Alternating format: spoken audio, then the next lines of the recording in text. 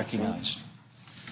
Madam President, rarely do I come to the floor of this body to discuss particular individuals, but I understand how painful and injurious it is when a person's character, reputation, and patriotism are attacked without concern for fact or fairness.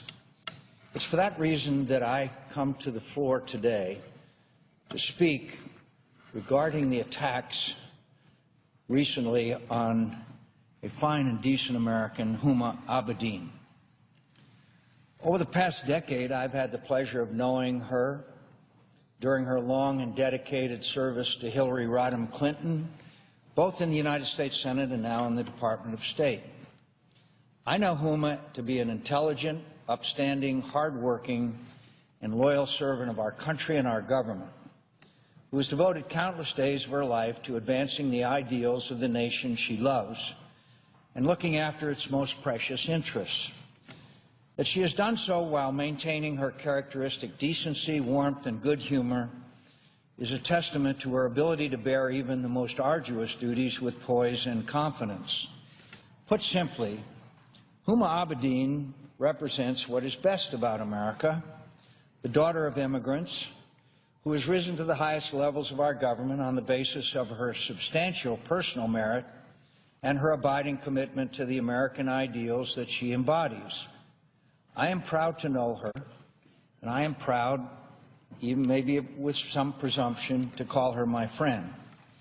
Recently, it has been alleged that Huma Abedin, a Muslim American, is part of a nefarious conspiracy to harm the United States by unduly influencing U.S. foreign policy at the Department of State in favor of the Muslim Brotherhood and other Islamist causes.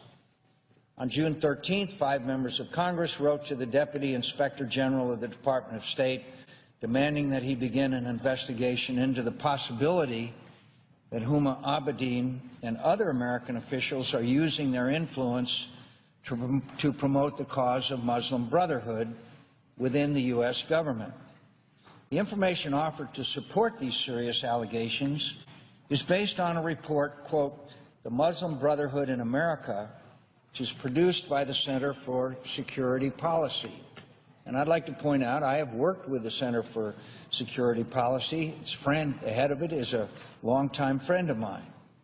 But still, this report is scurrilous. To say that the accusations made in both documents are not substantiated by the evidence they offer is to be overly polite and diplomatic about it. It is far better and more accurate to talk straight. These allegations about Huma Abedin and the report from which they are drawn are nothing less than an unwarranted and unfounded attack on an honorable citizen, a dedicated American, and a loyal public servant. The letter alleges that 3 members of Huma's family are, quote, "connected to Muslim Brotherhood operatives and/or organizations." Never mind that one of these individuals, Huma's father, passed away 2 decades ago. The letter and the report offer not one instance of an action, a decision, or a public position that Huma has taken while at the State Department or as a member of then Senator Clinton's staff that would lend credence to the charge that she is promoting anti-American activities within our government. Nor does either document offer any evidence of a direct impact that Huma may have had on one of the U.S. policies with which the authors of the letter and the producers of the report find fault. These sinister accusations rest solely on a few unspecified and unsubstantiated associations of members of Huma's family, none of which have been shown to harm or threaten the United States in any way. These attacks have no logic, no basis, and no merit, and they need to stop. They need to stop now. Ultimately, what is at stake in this matter is larger even than the reputation of one person. This is about who we are as a nation and who we aspire to be. What makes America exceptional among the countries of the world is that we are bound together as citizens not by blood or class, not by sect or ethnicity, but by a set of enduring, universal, and equal rights that are the foundations of our Constitution, our laws, our citizenry, and our identity. When anyone, not least a member of Congress, launches specious and degrading attacks against fellow Americans on the basis of nothing more than fear of who they are and ignorance of what they stand for, it defames the spirit of our nation, and we all grow poorer because of it. Our reputations, our character, are the only things we leave behind when we depart this earth.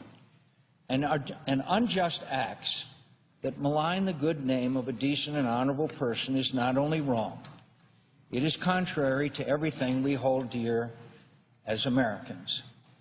Some years ago, I had the pleasure, along with my friend, Senator from South Carolina, Lindsey Graham, of traveling overseas with our colleague, then Senator Hillary Clinton. By her side, as always, was Huma, and I had the pleasure of seeing firsthand her hard work and dedicated service on behalf of the former senator from New York, a service that continues to this day at the Department of State and bears with it its significant personal sacrifice for Huma Abedin. I have every confidence in her loyalty to our country, and everyone else should as well. All Americans owe her a debt of gratitude for her many years of superior public service.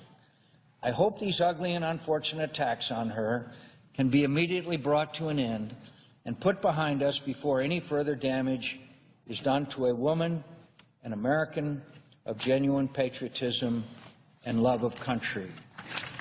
Mr. President, I suggest the absence of quorum. The clerk will call the roll. Mr. Akaka.